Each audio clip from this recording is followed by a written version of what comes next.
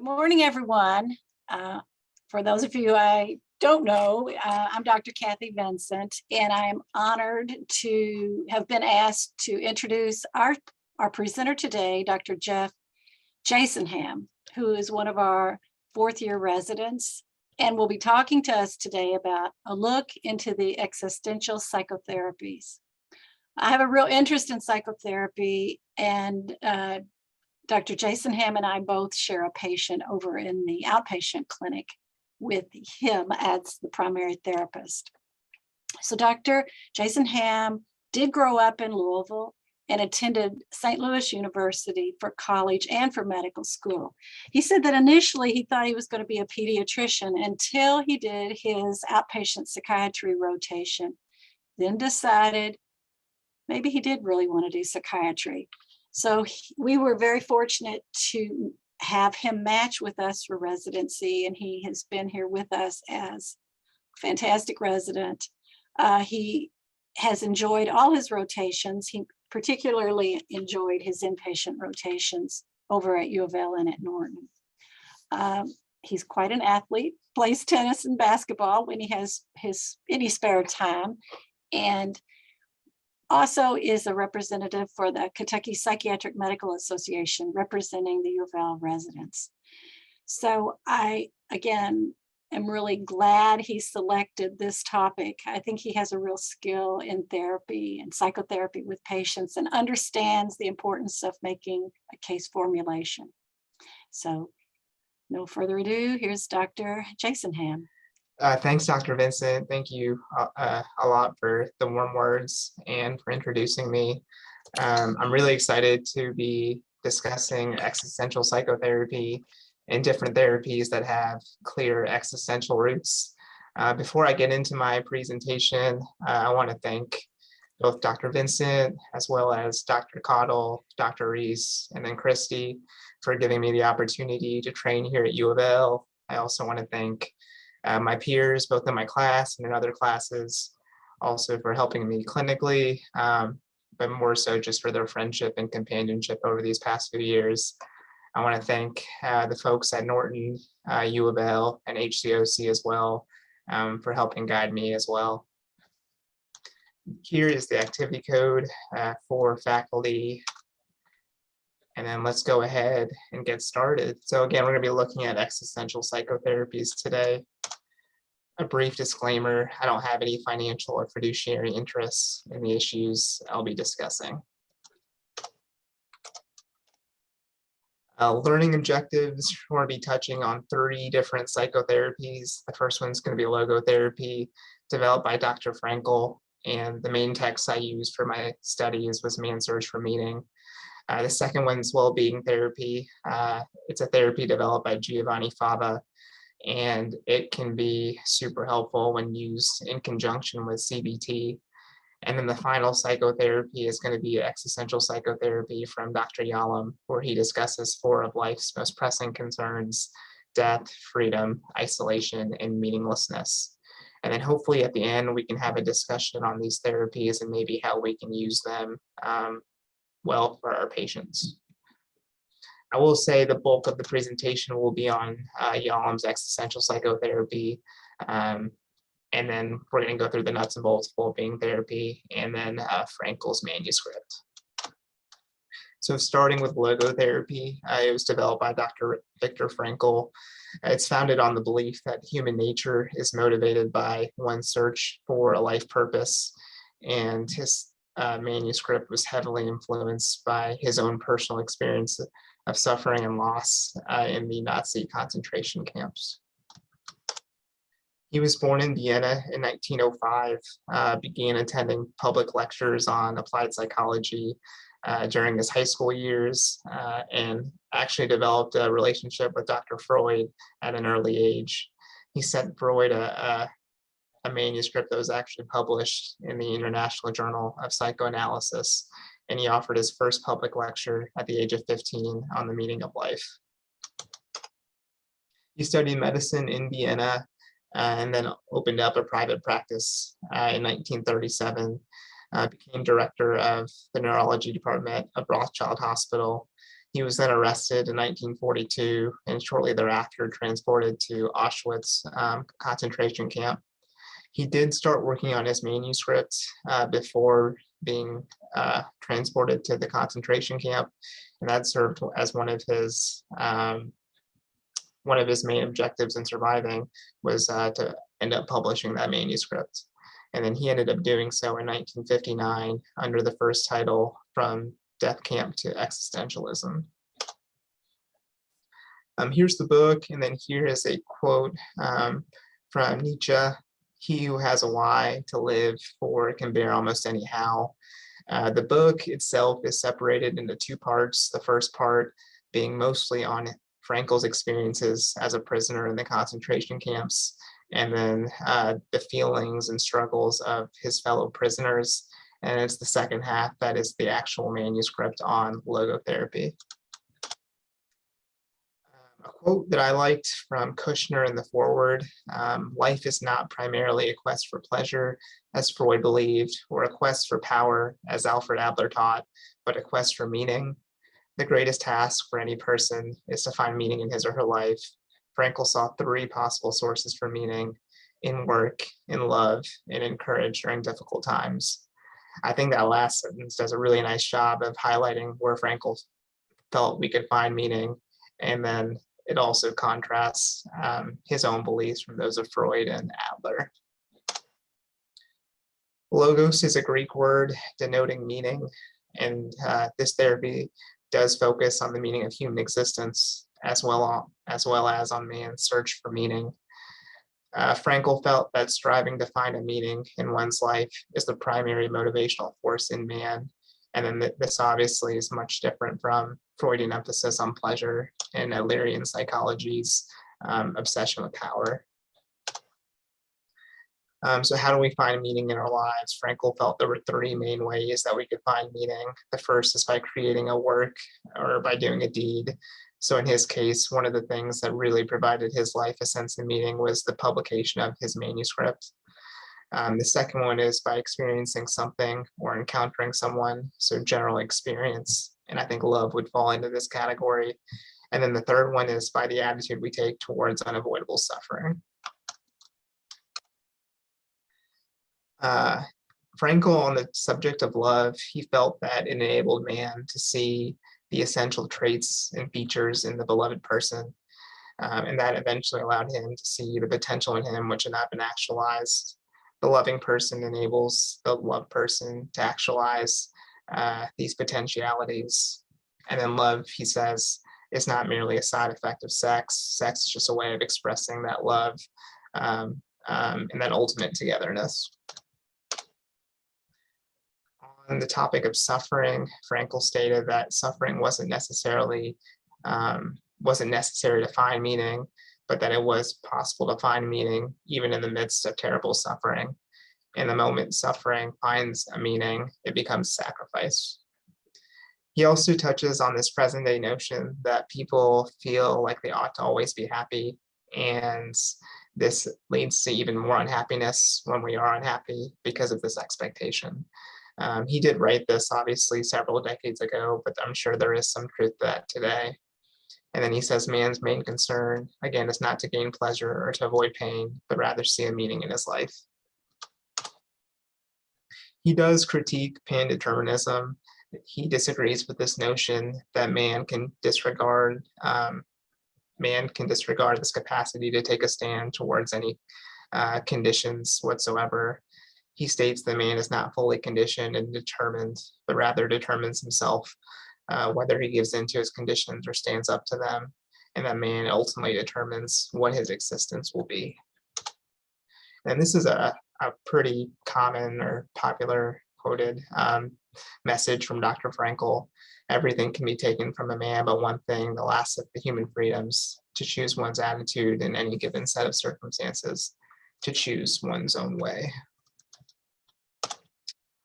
I didn't look a ton into existential psychology by Rollo May, but I do know that he did offer a criticism of logotherapy and that he called it authoritarian. He said there seems to be clear solutions to all problems, which belies the complexity of actual life. it seems as if the patient cannot find a goal, Frankel supplies him with one.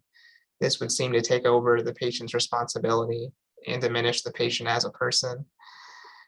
Just from my own personal experiences from reading answers for meeting, I didn't find it authoritarian. I think Frankel offers a few different ways that one could find meaning in their life.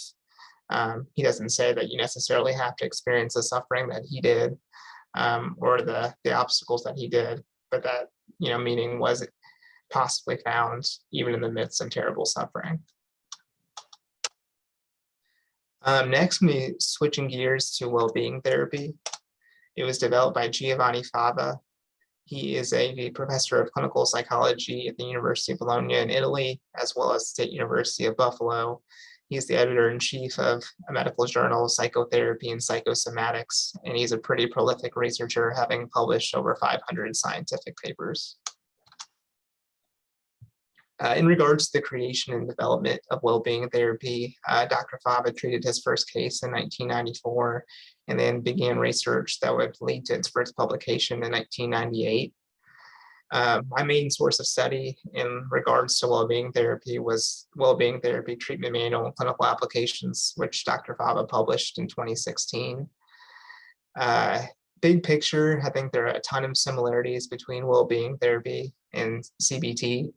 But well-being therapy does focus more on developing positive thoughts and emotions, which is different from CBT, where you're more so focused on interrupting times of distress or eliminating these negative automatic thoughts. And then Dr. Fava's research focused primarily on well-being therapy's effectiveness in treating depression, generalized anxiety disorder, and cyclothymia. Dr. Fava attended a conference in the 90s and heard speaker Carol Riff. And in that presentation, Carol Riff presented her model of psychological well-being.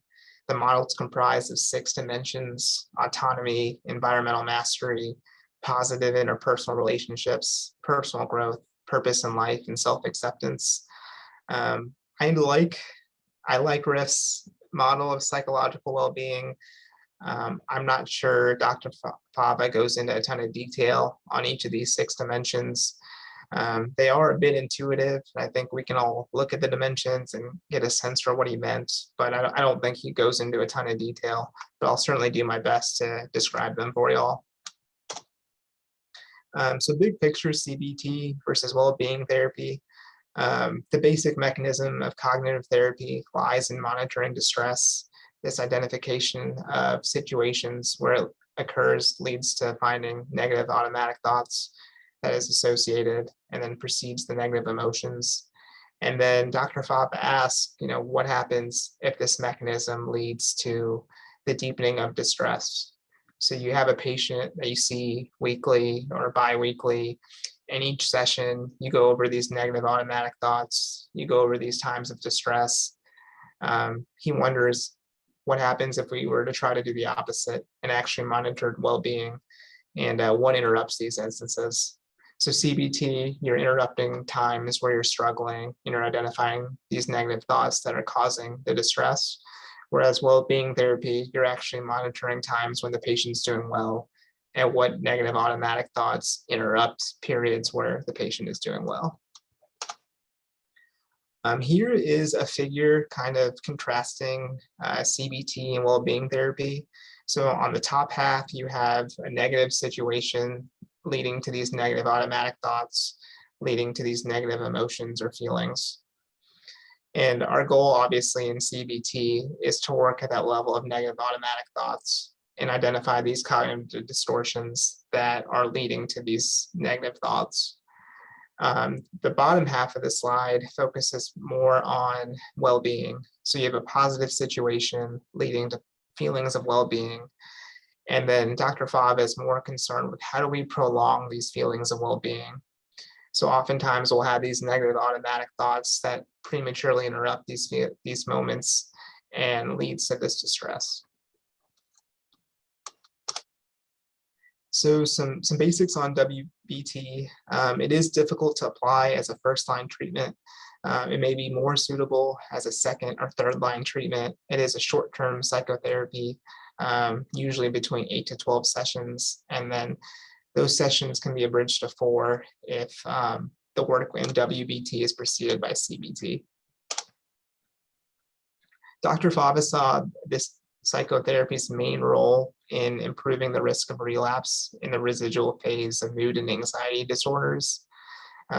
He talks about a study consisting of 40 patients. Antidepressant medicines were tapered and then stopped. One group received CBT and well-being therapy, and then one received clinical management. The group that received the CBT in conjunction with well-being therapy had a markedly lower relapse rate at 2-year follow-up, and then that difference persisted even at the 6-year follow-up. He references a couple other independent studies that replicated his results. The first is a multi-center trial performed in Germany, comprised of 180 patients. The second was a US study with 144 children and adolescents suffering from major depression. And then finally, an Iranian study with 40 children and adolescents with depression. And that group actually showed that the group that received well-being therapy actually outperformed the group receiving solely CBT. I didn't look specifically at this study, but for me, it's kind of hard to take away anything meaningful from that, because if you are a group that's performing well-being therapy correctly, there are clear elements of CBT embedded in that. The initial session, you may provide a brief overview of the treatment process and introduce the concept of a well-being diary.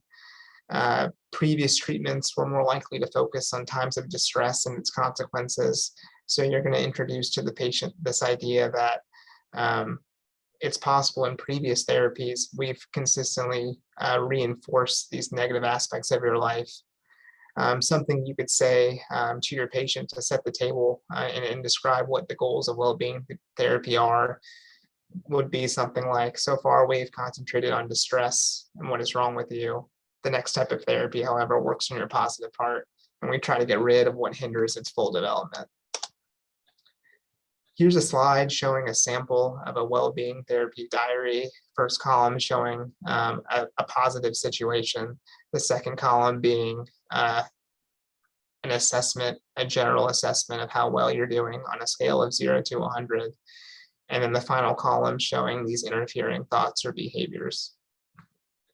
And I think for those of us that have seen a thought record, obviously this looks pretty similar to one. After the initial session, the therapist is going to focus on enhancing patients' ability of monitoring their well-being. We're going to be hoping to improve their ability in identifying these negative automatic thoughts, beliefs, and behaviors that lead to this premature interruption of well-being. And then as time progresses, we're also going to introduce the observers column in the well-being diary. So here we have that same column, or excuse me, that same figure, just with the addition of that observers column at the end. So you have a situation, you have a sense of well-being, and then you have these interfering thoughts or behaviors.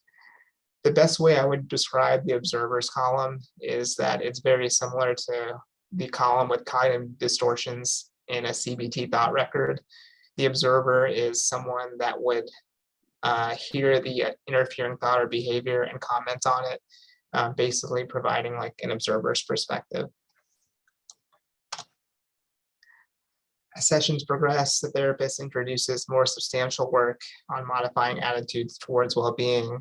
We're introducing more concrete examples of cognitive distortions. We are providing dimensions and framework from Carol Riff. And then Fava suggests that we limit the number of dimensions we introduce each session to 2 per session. Here is a general checklist of different cognitive distortions that we commonly see with our patients' negative automatic thoughts, all or none thinking, overgeneralization, discounting the positive, personalization and blame. These are all things that we see pretty commonly and we use in our CBT practice. And again, we'd be using these cognitive distortions in the observers column of the well-being therapy diary. I'm going to briefly touch on Riff's dimensions. So there are 6. The first one is environmental mastery, which Carol Riff felt was a mediator, a moderator of stressful life experiences. An individual should be capable of problem solving rather than being passively overwhelmed by external forces. And she felt that depressed and anxious patients tend to display low levels of environmental mastery, whereas others actually showed the opposite problem. An excessive sense of mastery can lead to taking on more situations than you're capable of and feeling overwhelmed. The second is personal growth, which requires an appraisal of positive and negative experiences, successes and failures. And if it becomes too one-sided, it can lead to reoccurring mistakes. An impaired level of personal growth, a person doesn't feel like they're progressing in life, they feel stuck. It's very easy to get bored and uninterested. And an excessive level would show someone that might be borderline delusional, someone with really unrealistic expectations or standards. I like this figure regarding purpose in life. I think my big takeaway from this is that, you can have a low purpose in life and certainly feel dissatisfied or demoralized. You can also have a high purpose in life and still get to that same feeling of dissatisfaction. If you have a high purpose in life, but you're unable to maneuver and navigate through various life stressors, if you have a low sense of personal growth, you're going to get to the same point that you would if you had a low purpose in life. Autonomy, both Fava and Riff state that it's important to achieve the right amount of balance. Some patients perceive lack of self-worth leads to unassertive behavior, and they just automatically go along with situations that maybe aren't in their best interests. They develop this unhealthy need for social approval or become easily exploited. Conversely, some folks are reluctant to ask for help. They're too independent. They shoulder too many responsibilities, and then they have a difficult time working with those around them. Self-acceptance, again, there's an ideal or balance level that we should aim for. This person accepts his or her own good and bad qualities and feels positive about his or her past life. An impaired level, the person's always dissatisfied, they're always disappointed, and they wish in general that their life or they were different. And an excessive level, this person struggles to acknowledge when they make mistakes, and then they externalize everything and put blame on those around them. And this is going to be the last dimension. It's positive relations with others. So a balance level would consist of someone with trusting relationships, someone that's genuinely concerned about those around them, that understands that human relationships are a two-way street. An impaired level would show a person has few close trusting relationships, and they find that it's really hard to be a genuine version of themselves. An excessive level would show someone that sacrifices all of their needs, shows a low sense of self-esteem and worthlessness, and is always or maybe overly eager to forgive. So that concludes the portion on both logotherapy and then well-being therapy. And then I think the second half of the presentation will focus mostly on Yalom's existential psychotherapy. I found this to be really interesting. I think it's going to foster a really good discussion at the end. So what is existential psychotherapy? Yalom provides a formal definition that it is a dynamic approach to therapy, which focuses on concerns that are rooted in the individual's existence. And then dynamic, obviously implying that there is some sort of underlying conflict. This is very different from Freudian dynamics. So Freud obviously was very focused on the unconscious, and he felt that there were various forces that were always in conflict with one another. And when these forces were in conflict with one another, it generated this level of anxiety. Yalom would agree that there are concerns that are in conflict with one another and induce anxiety, but Yalom focuses rather on these 4 ultimate concerns. These 4 concerns being death, freedom, isolation, and then meaninglessness. So here we have a formula that kind of shows the similarities between Freudian dynamics and Yalom's existential dynamics. So Freud would say that you have this drive or instinctual need that induces anxiety in us. And then we create a defense mechanism that alleviates that anxiety. Yalom would say we have this awareness of an ultimate concern that induces anxiety. And then we, in a very similar way, create a defense mechanism that alleviates that anxiety.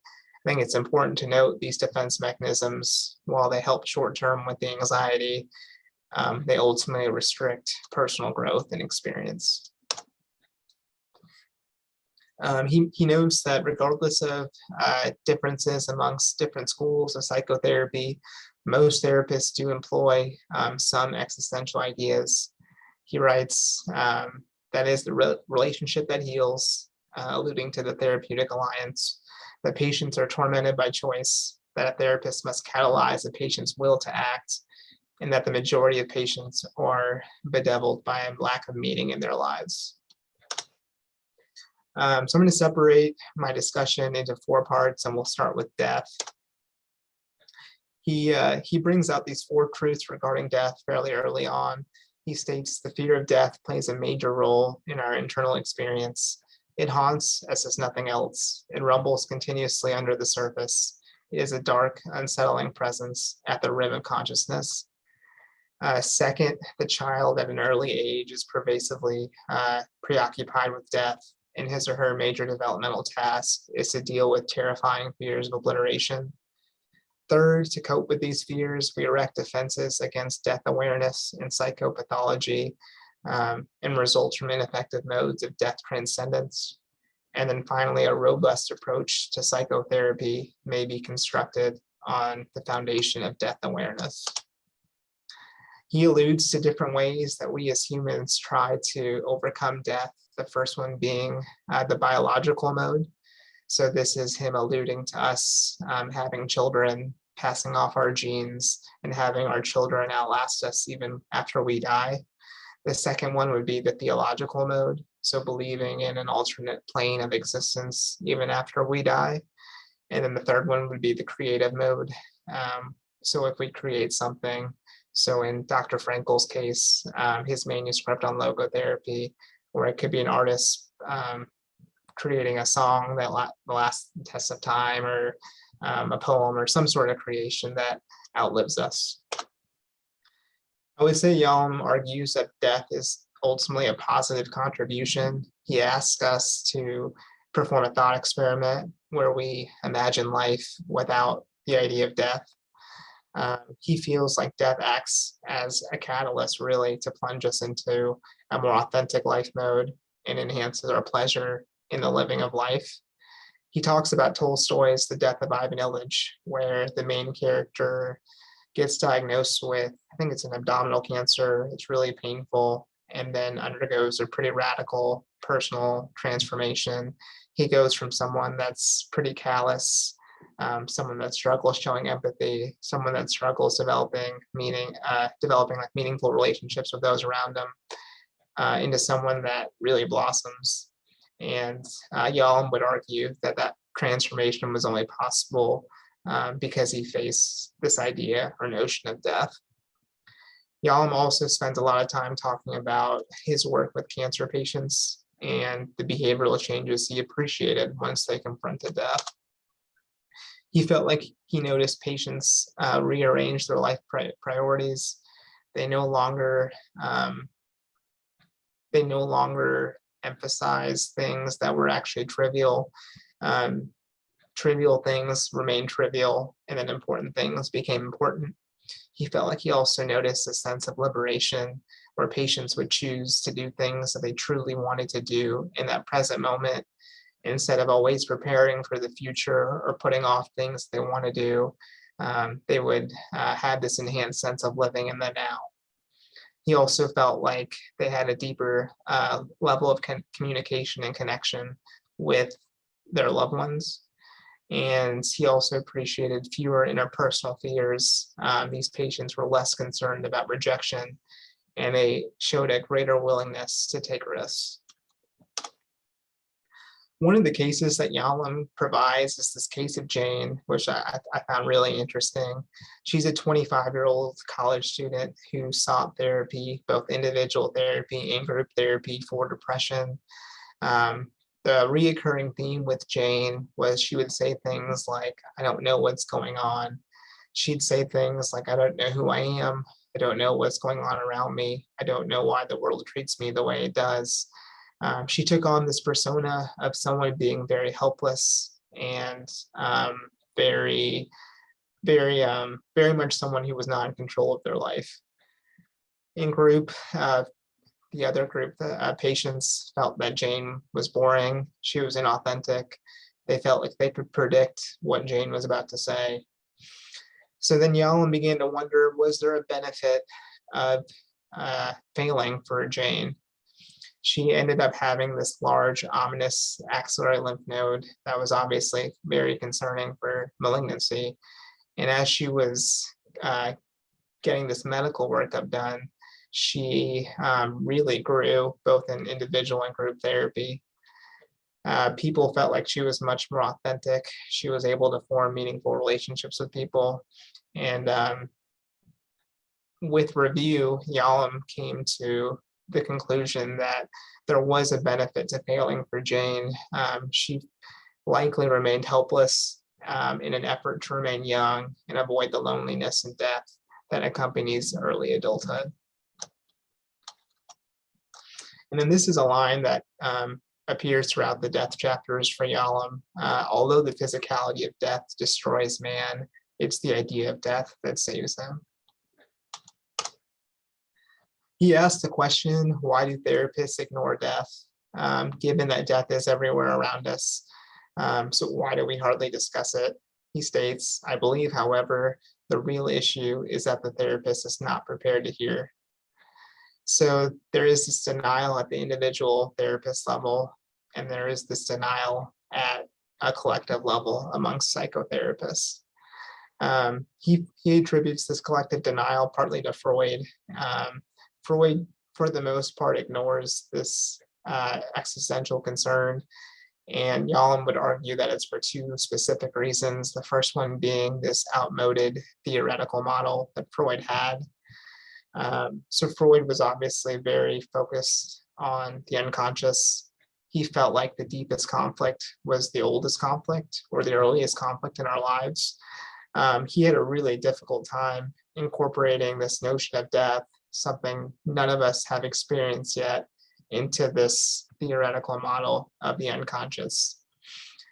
Second was this obsession that Freud had with personal glory. He often said that there were many therapists that flirted with the unconscious, but he was the first to marry it. He was very focused on, at least in the eyes of Yalom, Freud was very focused on his legacy and furthering this hysteria regarding the unconscious.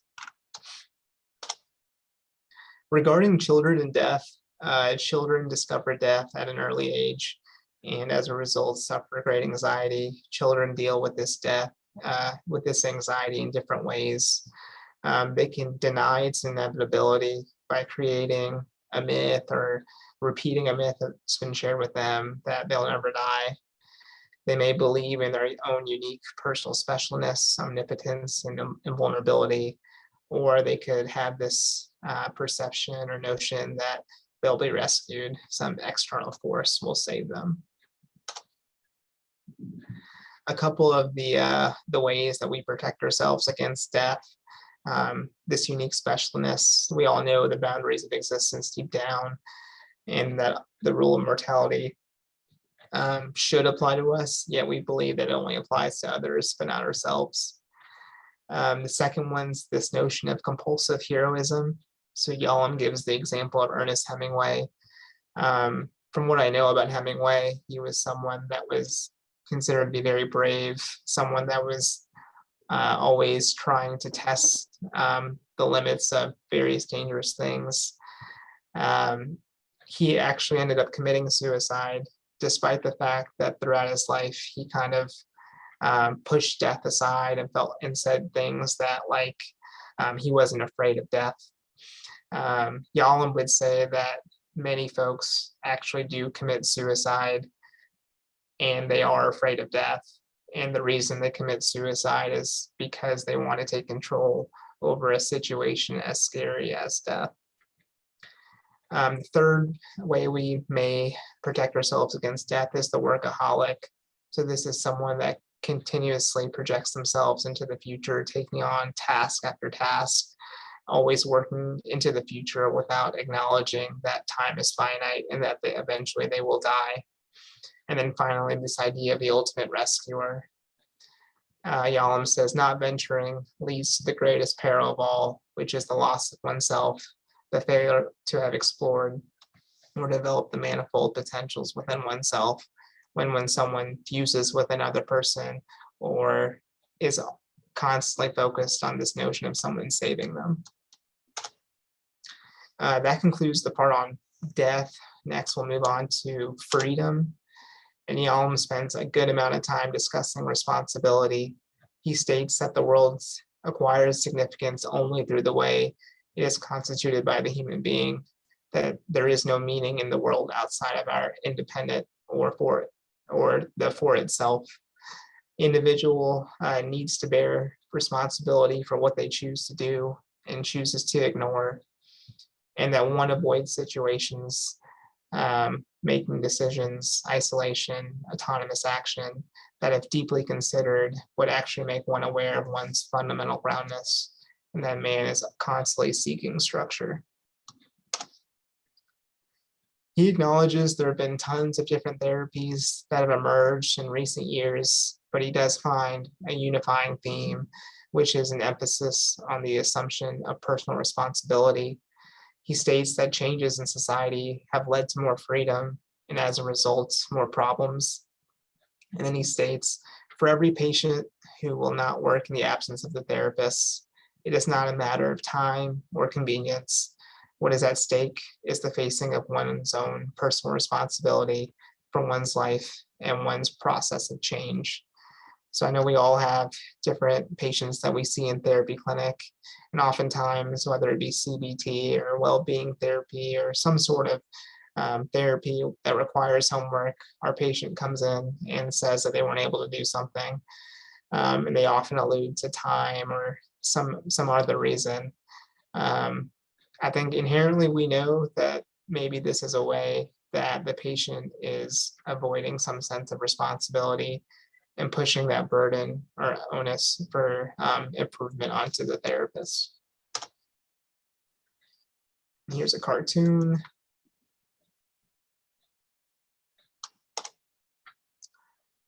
Responsibility, it requires the relinquishment of one's belief in the existence of an ultimate rescuer. Obviously, these are some psychological terms we probably run across before, internal locus of control versus external locus of control. So someone that feels like they have some ownership over their life versus someone that feels like they're at the mercy of the world around them. He cited a couple of research studies that supported the importance and value of the assumption of responsibility. There was a study comprised of 20 group therapy patients, and they asked these 20 patients, of these 60 things, what do you find was the most helpful in your improvement? And learning that I must take ultimate responsibility for the way I live my life, no matter how much guidance and support I get from others, was fifth out of those 60 items.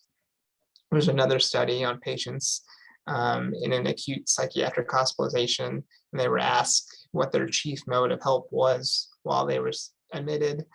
And one of the most common answers was this assumption of personal responsibility, that they learned that while others may help them while they're there, ultimately it is up to themselves. Part 3 is on isolation. In his discussion of isolation, he distinguishes existential isolation from interpersonal and intrapersonal. The first type being interpersonal. So this is what most of us think of, I think, when we think of isolation, separation from others, or a fundamental loneliness. The second is intrapersonal. So we all have different parts to ourselves, and these parts may not be fully integrated into one cohesive part or one cohesive self. So if we isolate one part of ourselves, this would be an example of interpersonal isolation. And then the final, which Yalom wants to focus on, is existential isolation. He defines it as a fundamental separation between the individual and the world. He talks about death and how death is the most lonely human experience. Although all of us must come to terms with death and we all must die, we can only die alone. And our own death is, in his terms, the most lonely of human experiences. He also talks about the loneliness of being one's own parent. So we just spent some time talking about responsibility and how Yalom argues we need to take ownership or authorship of our lives. With that being said, when we take responsibility for our lives, a certain level of loneliness can come upon us, knowing that we are our own parent. And then in regards to growth and existential isolation, he obviously encourages our patients to not fuse with, say, a spouse or a child or a parent or a group, that we do need to grow as an individual. But when we do grow as an individual, that's accompanied by this existential isolation. He writes, becoming an individual entails a fundamental and internal, eternal, and insurmountable isolation. This facing of aloneness ultimately allows one to engage more deeply and meaningfully. He says that love can take away our separateness, or cannot take away our separateness, but it is the best coping mechanism we have. Erich Fromm held a very similar view of love to Yalom, whereas Buber contrasted love and isolation. He felt that love was more of a natural state that human beings fell in, versus isolation being a fallen state. And then Maslow, with his hierarchy of needs, viewed love as an essential human need. Various defenses that we may employ against isolation is Try that box with the photos, the paper's been long up in there. Is this delusion of fusion. So we may fuse at the individual level. So we may fuse with a partner, with a parent, with a child. We may fuse with a group. This could be a political party or, a fan base of a sports team. This could be a noble cause that we identify with, or this could be country or nationality. And then maybe more intuitively, another defense against isolation could be compulsive sexual activity. And then the last part of Yalom's existential psychotherapy focuses on meaning. This is an anecdote from that chapter. I think it's actually from a suicide note. Imagine a happy group of morons who are engaged in work. They are carrying bricks in an open field. As soon as they have stacked all the bricks on one end of the field, they proceed to transport them to the opposite end. This continues without stop, and every day of every year, they are busy doing the same thing. One day, one of the morons stops long enough to ask himself what he is doing. He wonders what purpose there is in carrying the bricks. And from that instant on, he is not quite as content with his occupation as he had been before. So there is this fundamental problem of meaning in the eyes of Yalom. The human being seems to require some level of meaning. They seem to need some sort of goals or values or ideals that guide their behavior. When you consider that, but this existential concept of freedom, where there are no absolutes and that human beings constitute themselves and their worlds, how does one find meaning in a universe that seemingly has no meaning? I'm not going to spend a ton of time here, but as far as different ways that Yalom argued we could find meaning in our lives, altruism or giving, dedication to a cause, creativity or creation of something, hedonism or self-actualization, or realizing one's full potential. And then a little bit on some empirical research on meaning. A lack of sense of meaning in life has been associated with psychopathology in a linear level or in a linear sense. So the more one lacks a sense of meaning, the more psychopathology we may witness. Second, a positive sense of life meaning has been associated with deeply religious beliefs as well as self-transcendent values. It's been associated with membership in groups, dedication to cause, and adoption of clear life goals. And then Yalom makes it known that we should view meaning through a developmental lens, meaning our sense of meaning and purpose in life probably differs from when we're a kid to when we're a young adult to when we're in our 40s or 50s or maybe when we're nearing the end of life. And then there is an important caveat that we've spent some time talking about sense of meaning and sense of purpose and how it's associated with psychopathology. But really that lack of sense of meaning could just be a symptom of pathology more so than what's actually causing the psychopathology. And that, I think, is the end of my presentation. I was wondering if you guys have any questions about life's ultimate concerns, or we can talk about something lighter like U of L's coaching search, whatever you guys want to do. Hey, Dr. Vincent. So well, thank you very much for your presentation. It's always refreshing to really talk about psychotherapy, which is a topic we really don't talk much about. It's hard to really get into in a limited time. But I had a question in terms of what we are currently seeing in our practice, which is a lot of fear, a lot of anxiety related to the pandemic, the COVID pandemic, world events, Russia, Ukraine, politics.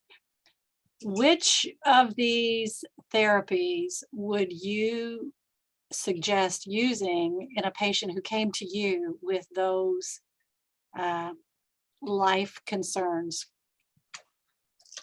Thanks for the question, Dr. Vincent. I think well-being therapy would be very hard to implement in that situation, just because I'm not seeing a clear cognitive distortion that's affecting their thinking.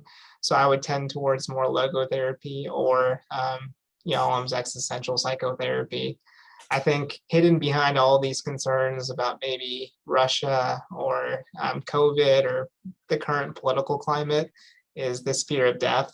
So I think naturally we could talk a little bit more about death and their fears regarding that. I have a question.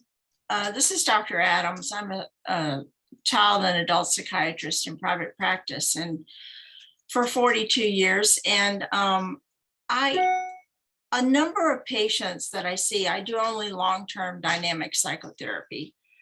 And a number of people that I see, if I were to do well-being therapy or anything sort of in that sphere with them, the well-being periods are a return to a psychopathological state. When they feel better and less distressed with fewer symptoms, they're often back in a pathological role. How do you help a person get better with well-being therapy or with any of these therapies if returning to a sense of feeling well or feeling good or having less stress or less anxiety is where they are, and that's when they're functioning pathologically? Hey, Dr. Adams, thank you for the question. I think you're right. I think you're returning to a level of distress with both CBT and well-being therapy. I think the fundamental difference, though, is we should be spending a little bit more of the time with our patients on those periods of well-being rather than those feelings of distress. I think your point stands that we're going to still have to address those feelings of distress, but I think the proportion of time we spend on distress versus well-being is different. And I see Dr. Wright's here, so he may shed some light on this as well. Thanks, Jeff, for a great talk. I enjoyed working with you for the month we had together on on this very important topic. I'm not sure I can answer that question of Dr. Adams, a very good question, but I think we always need to be careful of when states of so-called well-being or happiness or whatever might be pathological. But I think we also can err in the direction of not paying enough attention to them when they're positive features of the patient's life that we've just not had our eyes on. As I recall, Giovanni Fava talks about two main types of well-being, the hedonistic well-being versus the so-called eudaimonic. I think that's how you say it. It's a mouthful. The eudaimonic is a sense of well-being that fits in with Frankl's view of the world and of Yalom's view of the world. It may be something that causes considerable pain in some respects, or is disturbing to you, but yet it's still something that can give well-being by attending to it. And I think that he has some examples in his book of difficult things that patients did. So it's not just looking for some kind of thing that just makes you feel happy. But anyway, Jeff, I wanted to ask you, now that you've studied this and you gave a really brilliant talk here, covered a lot of ground and did it very well. How do you think this is going to affect your practice of psychiatry when you're out there seeing patients, day after day, year after year? I think one of my biggest takeaways, especially from reading Yalom, was that I have definitely ignored the topic of death. A lot of times patients experience some level of suffering from losing someone close to them, and we'll talk about what that person meant to them, and we'll focus on the relationship with that person. But I think behind all of that is when you lose someone near you, it reminds you that time is finite and that at some point you will face death yourself. And for me personally, I've totally ignored that discussion with patients.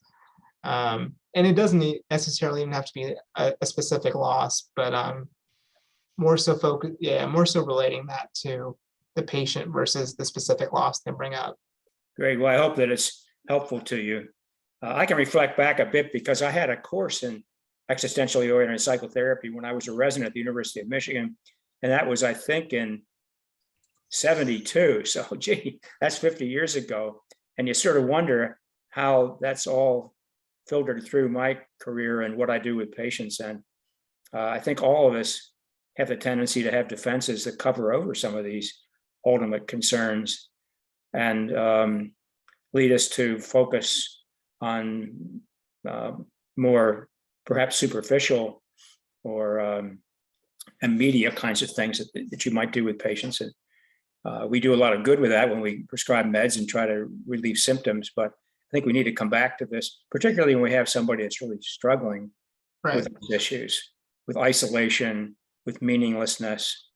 In my work with people with depression, I find that this sense of not seeing a place in the world for oneself, not having a sense of connectiveness, of deep meaning and purpose, can be associated with chronicity, deepening of depression, and even suicidality. And addressing those things either through, you can do them with standard CBT, you can do them with well-being therapy, you can do an existentially oriented thing, is well worth the therapist's time and effort. These things can be turned around with work that we can do as therapists. So I'd encourage all the trainees to take heed of what Jeff said today and try not to ignore it. It might be, if you haven't read these classics, it's a good thing to do. Particularly, I think, Viktor Frankl's books, which are easy to read, by the way. Not easy to read, they're quick in a way because they're short. Yalom's a different story, isn't it, Jeff? I know that's a deep wade through that territory. Anyway, thanks so much for doing all this nice work. And thank you, Dr. Wright, for introducing those texts to me and guiding me through my work in January. I appreciate it. One thing I can say is that as you get older and nearer to your own death, you bring up these things more with patients. Right. Anyone else have any questions or comments on today's I have a comment for history purposes. I'm surprised Dr. Wright didn't mention this. Maybe he did. You know, we've University of Louisville has we both had the pleasure of having both Dr. Fava and Dr. Yalom at the university at times, and kind of visited, and Dr. Fava not as long ago as, but I think I was a medical student when Dr. Yalom came to the ACB and did a demonstration there. But thanks, it was a great talk. And I would only add about the other thing about I appreciate it. You mentioned group and and Yalom mentioned group. I think that's a big part of finding a big, that's what led me to group, was trying to find something a little bit more meaningful and impactful for patients. And so working in groups, I think does, and I think it's no mistake that Yalom kind of went that direction through his work. So again, thanks for it. That was a great talk. Thanks, Dr. Stewart. Dr. Casey made a comment to me on the relationship and overlap between ACT therapy and the existential therapies. I have a very rudimentary understanding of ACT therapy, so I don't know if I can answer that, to be honest, Dr. Casey. I know acceptance and change is a fundamental part of that, but I'm not sure how to answer your question. It has a very different framework for how you think about problems. And it does not have implicit in it this sort of fear of death as a motivator, but it definitely de-emphasizes the symptoms that you're having and more emphasizes, you know, what does a life worth living look like for you, and how do we get from here to there? And the sort of quality of life is not dependent upon symptom burden, but more about living a life according to your own values, the eudaimonia that Dr. Wright was talking about earlier. Hey, Jeff. Not that this is an endorsement for it, but you know, when you're talking about these themes, it almost sounds like it's a good argument for religion in people's lives. And I say that as an atheist, but I did grow up in a religious family. So what are your thoughts on that? Yeah, I think if you read Man's Search for Meaning, it's a very, in my opinion, it's a religious text. I think it's pretty clear that Frankl holds some strong religious beliefs, and there is this data that shows that having these strong religious beliefs is associated with a higher sense of meaning. So yeah, that's a good question. I might comment, if I could, that on some research I was doing for a book a few years ago, I found some very interesting articles on whether attendance at church services or other religious services was a protective factor against medical illness and against psychiatric illness. And there was a fascinating study that looked at religious beliefs and church attendance or other religious service attendance versus having a sense of meaning or purpose in life. And it turned out that if you did a factor analysis, it was the sense of purpose in life that was involved with attendance at church that was the active ingredient. Interesting. As opposed to prayer or some other part of the religious experience. So I find that rather fascinating. It harkens back to what I think all the three gurus that you read about and talked about today would have to say. So it'd be one way to find meaning and purpose, one very important way culturally and for individuals. Right. Thanks, Dr. Wright. There's a question in the Q&A, and there's a comment from Dr. Oliva.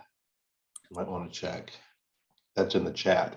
Dr. Marcellus asks, have you seen any interesting alternative observations regarding death in other cultures outside of American with your patients? Feel that particularly American culture can be death avoidant, which can exacerbate the issue? Yeah, that's a good question. I don't think I've had a patient from another culture that has expressed concerns of death, but also that could just be my denial of death as an individual therapist. But that is a good question, Catherine. I have not, though. Thanks, Jeff. I was just kind of curious because I mean, in like Mexican culture, you have Dia de los Muertos, and Asian cultures, you have a lot of emphasis on like honoring your ancestors and kind of honoring your elders. And there's not as much of that acceptance, at least that I'm not aware of in American culture. I don't know, I'm just interested in that. So thank you. And I can bring up my comment that I wrote down. So I really thought the part you mentioned about children and young adults kind of having that realization of death is a huge existential moment for them. And I'm thinking back to my own self when I was a kid, when I first, back when I was like 6 or 7, understood the idea of death. That has like a huge influence on how you, and kind of like your worldview and how you, I'm sure develop a lot of schemas around that. And you kind of brought up yourself, Jeff, about the whole, as a therapist, our own denial of death. There's like certain countertransference that seems to happen when we're talking about death, and how that, when we're talking about death with patients, if we need to be aware of like that countertransference ourselves. Like, how do we feel about death, and how are we bringing anything onto the patient or onto the therapy because of that countertransference? Yeah, that acknowledgement or understanding of death. So it seems like we all need some level of awareness of death, but at the same time, we also need some level of defense mechanism that prevents us from obsessing over it, right? And it's finding that balance, which is really hard. But I think at least from my research and from my own experiences, I think most of us tend to side towards avoiding the topic totally. Anyone else have any other questions or comments? There's another question in the Q&A, please. Dr. Perlin asked, have frequently seen patients with persistent treatment-resistant depressive symptoms or chronic dysthymia, comorbid with cognitive impairment. Which of these therapies, if any, might be utilized with patients with some degree of cognitive impairment? If so, what modifications might you recommend? That's a good question, Rena. I would think well-being therapy would be the most appropriate. For someone with a significant level of cognitive impairment, I think addressing existential concerns might be more challenging, and potentially discussions on meaning and purpose in life. But I do think you could probably make some modifications to the well-being diary that may be beneficial to the patient.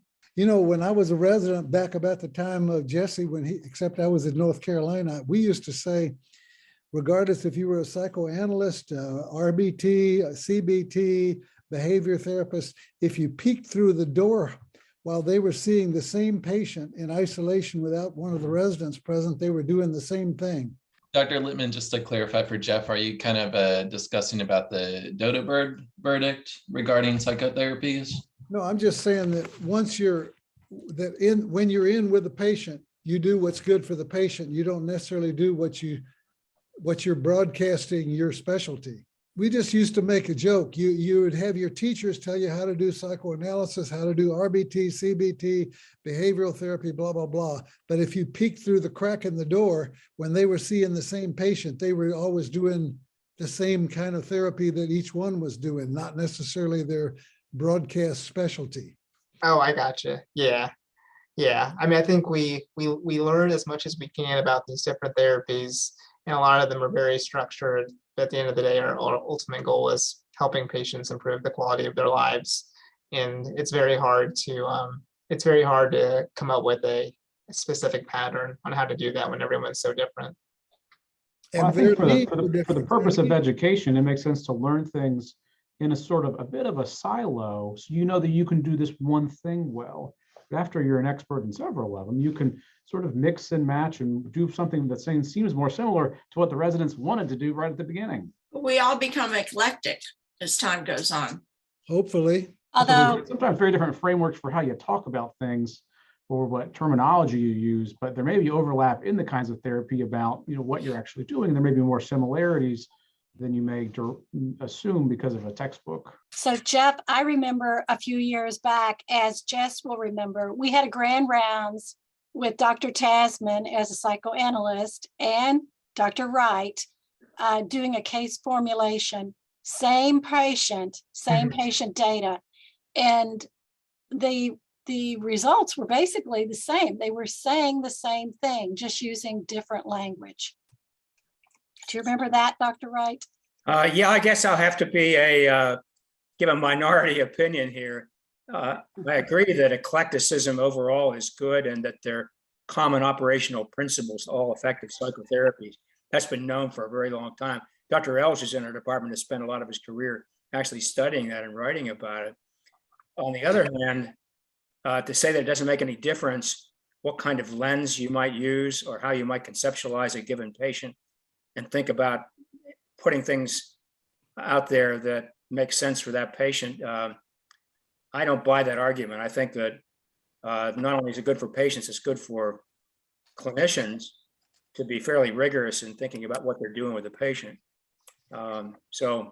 And then we also have the whole thing about evidence of effectiveness of treatments, and the evidence all comes from doing things in within a certain framework. So I don't think you would see, if you went into Dr. Tasman's office or my office, you see us acting the same way with a patient. You're welcome to film me. I don't think it. Right. I remember that. Yeah. Dr. Rabbani has a question. Yes. First of all, thank you for this wonderful talk. I learned a lot. And I wanted to mention something about the meaning of life. Somebody asked about different cultures and maybe role of religions. I am from Iran, and my religion is, I am a Baha'i. I believe in Baha'i faith. And I think that meaning of life is based on your belief, religious belief, would be very much different. And also thinking of death and anxiety about death also would be very much different in different religious people. And for example, in some other religions, they believe if you die, you will go to hell or heaven. So that is, of course, anxiety provoking for people. And I don't know how you all deal with that, with your patients. In my religion, meaning of life is to develop your potentials the best you can, to make this world a better world. And based on our social kind of teachings, that how we can make this world a better world is our belief that no prejudice, we should not have any prejudice of racial prejudice, national prejudice, sexual prejudice, and love is very much important. Love everybody, even your enemies. Do not kind of understand why they are enemy. Maybe they have misunderstandings. And equality of men and women's, right? The good equality of wealth, not to have too much wealth, not to have too low wealth, but at the same time, you do your best, whatever education and this and that, you earn money. We are not saying that we should be passive people, but we should use it in the right direction. We should use science even in the right direction. Anyway, so with all these teachings, if you feel like you are doing something in this regard, that is a meaning for your life, and you don't feel bad about yourself. Also about death, in our religion, we believe that this life is part of your eternal life. After you die, you would leave your body, but your soul in the other world, in the eternal world, would still grow. Now, if you were a good person in this world, your task in the other world for your soul to improve and to be in a better station, and then this would help you in the other world. But also in the other world, it is not that you would suffer, but if you were a good person, you would be happier in your eternal life, something like that. So then you are not afraid of death. That is one thing. And the second thing is that in this life, you have a purpose, and you know that you would die. So then why you don't use this life in a good way, in a positive, kind of direction. So that religion is very important for people, how to think about these things, and how to be in peace of mind in this life also. So thank you. Thank you, Oh, Dr. one more thing I want to mention, because you asked about the other cultures. For example, in Iran, other philosophers, for example, Khayyam is a philosopher. He believed this life is just this life. And in his poems, he always advises, do whatever you can to enjoy your life here. If you want to drink, to enjoy it. If you want to whatever, enjoy it. There is no other life. But Maulana thought like Khayyam, that yes, this life is important, but use it in a positive way to enjoy it. But there is another life. That is the difference between those two philosophers, Iranian poets. Yeah, thank you again, Dr. Rabbani. I really appreciated your look on how different religions could affect the way we view an afterlife, and maybe the way we talk about life and death is a bit simplistic, especially if you believe in an afterlife, discussing how the way you live your life on this earth compared to an alternative existential plane. Maybe there's some sort of continuity or relationship between the way you live here and the way you live there. So I really appreciated that point of yours. I think it's pretty fascinating thinking about how many of the mainstream religions, their purpose is to try to, their purpose is to give us a purpose in life, give us some sort of meaning, give us some sort of direction. And that's what we do a lot of times in therapy when we're doing individual therapy with patients as well. I always think back to what Dr. Wong says when I was a resident, that life is therapy, therapy is life, and just an intertwination between the two, and how everything that happens in life has some sort of therapeutic benefit, or I guess detriment to you as well, and vice versa. And the other question is, since there's this similarity between religion and therapy, in that a lot of times we're trying to give purpose to our patients or help our patients have purpose, is therapy kind of a form of religion? I'm wondering what you think about that. That's a good question. I think it depends on how you define religion. And I don't know if I'm prepared to give a definition of religion today. But that's a good question. Fair. Okay. Well, thank you again for all attending the grand rounds and participating in the discussion. And hopefully we can all take something away. But thank you again. Thanks for a great presentation.